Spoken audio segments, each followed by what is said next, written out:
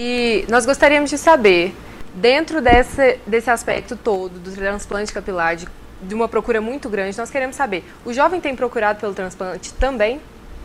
Muito, muito, muito. Assim, a gente até fica impressionado como tem tanto jovem com calvície tão grave, né?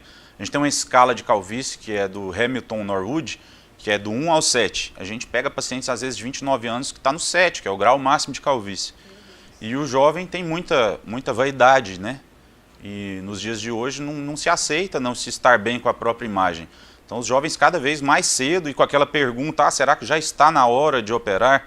É até uma pergunta interessante que eu escuto muito. Que hora que é a hora certa de fazer o transplante? A hora certa é a hora que está te incomodando. Não é a hora que a esposa falou, não é a hora que o bullying está acontecendo, é a hora que incomodou o próprio paciente. Vai ficar esperando a calvície evoluir para operar, a gente não sabe quando que vai estabilizar, né, essa calvície. Então a hora certa é a hora que incomodou, é a hora que deu vontade. E pode vir por genética? Você falou que um jovem pode ter um grau 7, aí por uma genética? É genética, né? A doença é a calvície androgenética, ela é genética. Aí às vezes a gente escuta assim do paciente, não, mas não tem ninguém da minha família que é calvo. Não é obrigatório que tenha o pai calvo ou um irmão calvo, não. O gene ele vem de geração para geração, né? Propensão, no caso. Né? Isso. A gente repara que as calvícies mais graves quando tem história bilateral. Calvície no lado da mãe e no lado do pai. A gente repara que são calvícies mais graves, com a penetrância maior do gene. E eu já ouvi, na verdade, algumas pessoas falando assim que às vezes elas vão começando a ficar calvas por causa de ansiedade. Você tem alguma coisa relacionada, algum estudo? Alguém falou sobre isso já ou não? Isso é um pouco de confusão que se faz, né? O que a ansiedade pode causar em termos de queda de cabelo? E olha só a palavra, queda de cabelo. A calvície androgenética, que são aqueles padrões de cabeça aberta que a gente vê por aí, aquilo ali não ocorre a queda do pelo. O pelo ele atrofia, ele afina e morre, chama miniaturização do fio. Então o pelo vai sumindo, ele não cai. O fato da gente ver queda de cabelo aumentada, que pode ser chamado de eflúvio telógeno, isso sim está associado a qualquer tipo de trauma. Trauma cirúrgico, trauma anestésico. Então a gente escuta muito as tias comentando, né? Depois da cesárea meu cabelo caiu, depois da anestesia. As tias. Isso é verdade. É conversa de comadre, mas é verdade.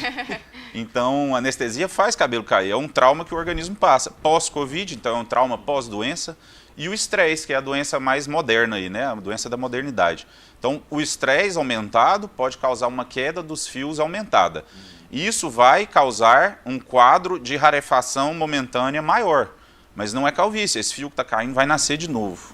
E o transplante não acontece somente, a gente estava conversando, na cabeça, pode se transportar também na barba, é isso? Isso, a gente vê que a moda da barba cheia, barba lenhador, ela já está longa, né? Sim, com certeza. Vamos dizer que mais de 5 anos, talvez. Sim. Então, nos jovens, a procura da barba ela é muito grande. Não que pacientes com mais idade não procurem, eles procuram também.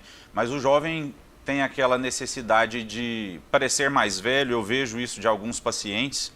Teve um caso de um paciente que era recém-concursado na Polícia Civil, queria ter mais cara de mal e foi fazer o transplante de barba e ficou bastante barbudo. O que mais de história engraçada?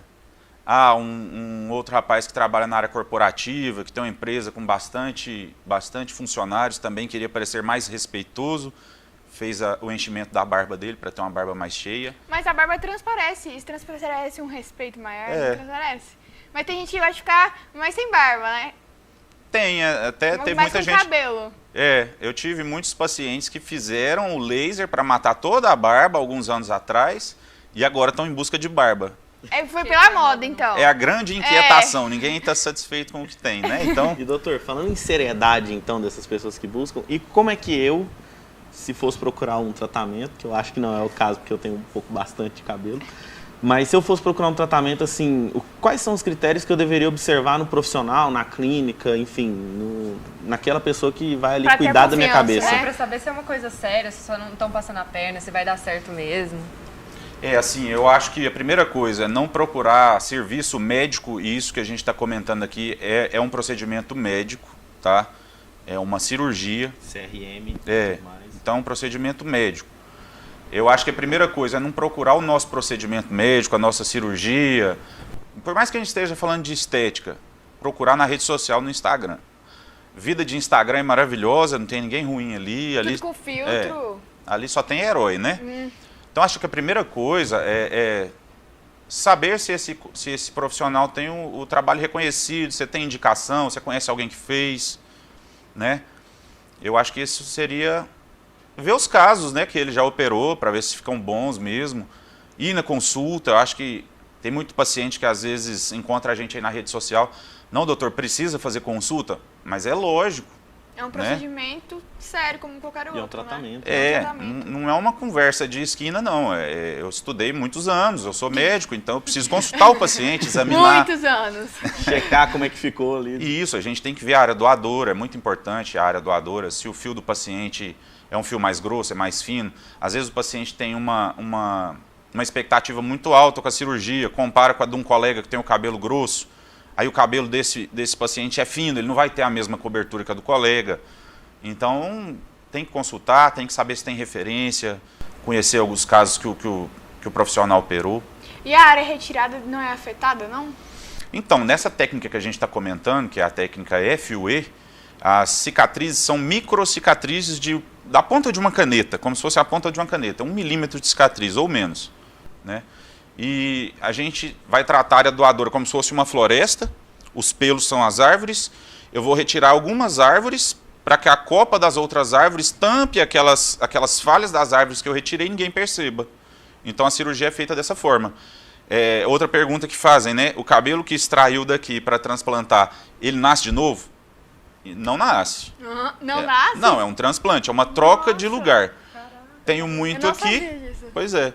Tem um excesso de cabelo aqui e uma falta aqui. Eu vou pegar emprestado alguns para redistribuir na área calva. Só onde que você colocou que vai nascer? Isso. É outra coisa, você falou assim, só onde eu coloquei que vai nascer. É uma pergunta que fazem muito, né? Remédio para nascer cabelo. Não existe nada no planeta Terra que faz cabelo nascer. Tá? As medicações, elas devolvem um pouco de vida para os pelos que estavam doentes. É isso que acontece.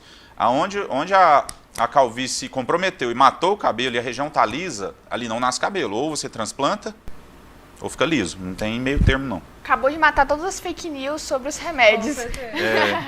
Assim, tem remédios espetaculares no controle da calvície, mas é isso que eu falei. O cabelo ele atrofia, afina até sumir. Se a gente pega o cabelo numa fase de miniaturização, assim, não pode ser muito extrema, mas uma fase de miniaturização que a gente consegue recuperar o calibre daquele fio, ele volta a tampar a região. Aí a pessoa tem a impressão de que nasceu o cabelo. Não, ele engrossou, né? Doutor, falando nisso, quando é que a pessoa vai saber se ela realmente tem que fazer a cirurgia ou nos casos que não tem nenhuma calvície na família, como é que ela vai saber se ela tem isso, se ela tem esse gene? A história evolutiva da doença, ela é ao longo do prazo, né? Ao longo dos anos. Quando é muito grave, a gente escuta no consultório o paciente falar que com 16 anos já começou a notar a entrada aparecendo. Nossa. Então é gradativo, ou ele vai reparar a área da coroa abrindo, ou ele vai reparar que a entrada está abrindo.